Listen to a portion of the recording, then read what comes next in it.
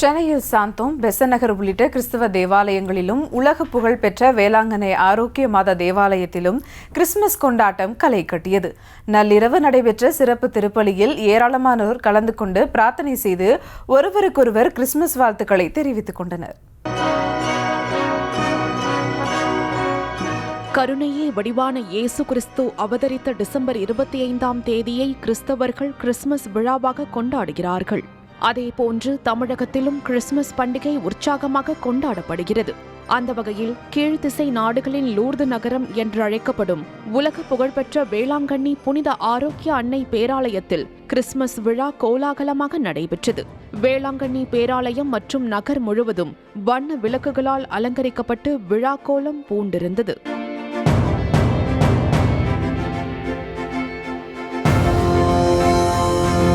நள்ளிரவு விண்மீன் ஆலயத்தில் பேராலய அதிபர் இருதயராஜ் தலைமையில் சிறப்பு திருப்பலியில் இயேசு பிறப்பை அறிவிக்கும் வகையில் குழந்தை இயேசுவின் சொரூபம் காண்பிக்கப்பட்டது.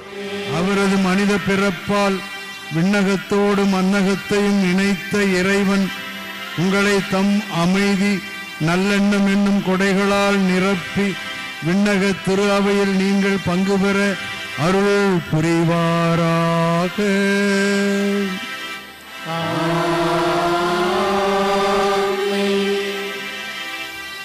எல்லாம் வல்ல இறைவன் தந்தை மகன் தூயாவியார் நம்மீது தங்கி வழிநடத்தி ஆசீர்வதிப்பாராக.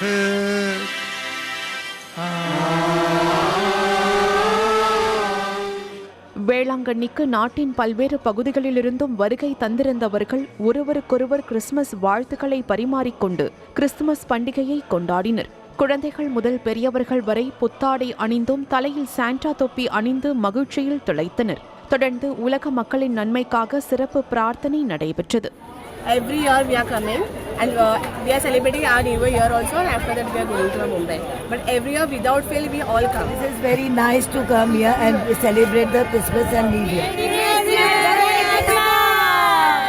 அதேபோன்று மிகவும் பிரசித்தி பெற்ற சென்னை சாந்தோமில் உள்ள புனித தோமையார் தேசிய திருத்தல பேராலயத்தில் பேராயர் ஜார்ஜ் அந்தோனிசாமி தலைமையில் நள்ளிரவில் நடந்த ஜெப வழிபாட்டில் ஏராளமானோர் பங்கேற்றனர். இயேசு பிறப்பு அறிவிக்கப்பட்ட போது ஒருவருக்கொருவர் கிறிஸ்துமஸ் வாழ்த்துக்களை கூறிக்கொண்டனர்.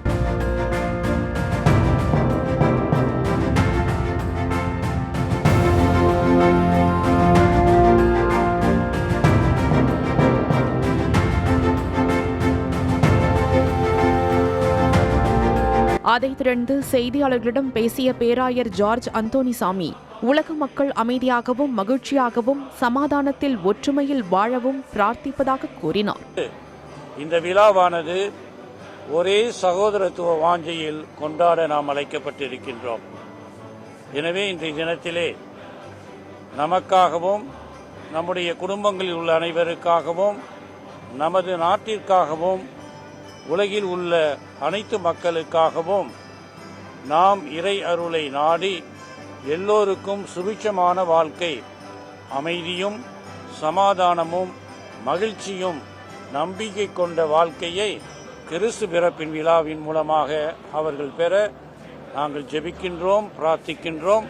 நள்ளிரவை தொடர்ந்து காலையில் நடைபெற்ற சிறப்பு திருப்பலியிலும் ஏராளமானோர் கலந்து கொண்டு பிரார்த்தனை செய்தனர். புத்தாடை அணிந்து குடும்பத்துடன் பிரார்த்தனையில் பங்கேற்றவர்கள் தேவாலயத்தில் அமைக்கப்பட்டுள்ள கிறிஸ்துமஸ் குடில் முன் செல்ஃபி மற்றும் புகைப்படம் எடுத்து மகிழ்ந்தனர்.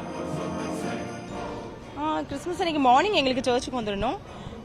அதுக்கப்புறமா வீட்டில் போயிட்டு ஃப்ரெண்ட்ஸ் அண்ட் ஃபேமிலி எல்லாரும் வீட்டுக்கு வருவாங்க. ஸோ எல்லாரும் ஒரு ஹாப்பியாக என்ஜாய் பண்ணுவோம். இந்த சர்ச் கிட்ட எனக்கு ரொம்ப நம்பிக்கை உண்டு. மேரி மாதா நிறைய மிரக்கிள் பண்ணியிருக்காங்க.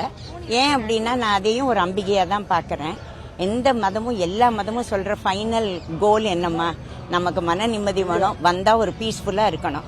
அது ஷீரடிக்கு போனாலும் எனக்கு கிடைக்கும், திருப்பதிக்கு போனாலும் கிடைக்கும், சர்ச்சுக்கு வந்தாலும் கிடைக்கிறது. உங்கள் மனசாட்சிக்கு சந்தோஷம் தர எல்லா விஷயத்தையும் நீங்கள் செய்யலாம். எல்லா கடவுளும் உங்களுக்கு நிச்சயமாக அருள் புரிவார். வாழ்க வளமுடன்.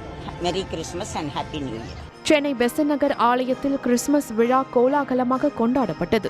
2 தேவாலயங்களிலும் நடைபெற்ற சிறப்பு கூட்டு திருப்பலியில் திரளான கிறிஸ்தவர்கள் பங்கேற்று பிரார்த்தனை செய்தனர். திருப்பலியின் நிறைவில் இயேசு கிறிஸ்துவின் பிறப்பு செய்தி அறிவிக்கப்பட்டது.